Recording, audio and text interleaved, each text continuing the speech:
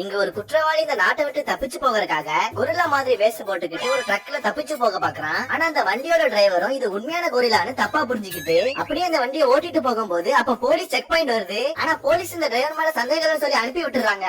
இதனால அந்த கொரில்லா மட்டும் சந்தோஷப்படுற கொஞ்ச நேரத்துக்குள்ளேயே அப்ப இவங்க போயிட்டு இருந்த அந்த ட்ரக் வந்து பஞ்சர் ஆகிருது. உடனே அந்த டிரைவரும் இந்த வண்டியோட டயரை கலத்த தெரியாம கஷ்டப்பட்டு இருக்கிறான். இத பார்த்து அந்த கொரில்லாவுமே கதவை தோற நானே டயரை கலத்துறேன்னு சொல்லி சிக்னல் காமிக்க உடனே இவனு கதவை திறந்து விட்டுறான். பார்த்த 5 செகண்ட்லயே இந்த கொரில்லா மனுஷன் டயரை கலத்தி வேற டயரை மாத்தி விட்டுட்டு வண்டிக்குள்ள போயிடுறான். இதெல்லாம் அந்த டிரைவர் ஆச்சரியமா பாத்துக்கிட்டே வண்டி ஆன் பண்ணா அது ஸ்டார்ட் ஆக மாட்டேக்கு. உடனே அந்த கொரில்லாவை வண்டியை தள்ளி விட சொல்றான். அதனால அந்த கொரில்லா மனுஷனும் கஷ்டப்பட்டு வண்டியை தள்ளலாம், அது சுத்தமா நகரவே மாட்டேக்குன்னு முன்னாடி வந்து பார்த்தா இந்த டிரைவர் வண்டியை ஹேண்ட் பிரேக் போட்டு வச்சிருக்கான். அதுக்கப்புறம் அதை எடுத்து விட்டதுமே இப்ப இந்த ட்ரக் ஸ்டார்ட் ஆகி அந்த கொரில்லாவை ஏத்தாமலே போக ஆரம்பிக்குது. இத பார்த்து அந்த கொரில்லா மனுஷனும் ஒரு சைக்கிள் எடுத்து அதை ஓட்டிட்டு வந்து கடைசியா அந்த வண்டியில ஏறிக்கிறான். ஆனா கிளைமேக்ஸ்ல அந்த டிரைவருக்கு இது கொரில்லால பெரிய குற்றவாளின்னு தெரிஞ்சதுமே இவனை பிடிச்ச போலீஸ்ல கொடுத்து இப்ப இந்த ஊர்லயே ஃபேமஸ் ஆகிறான்.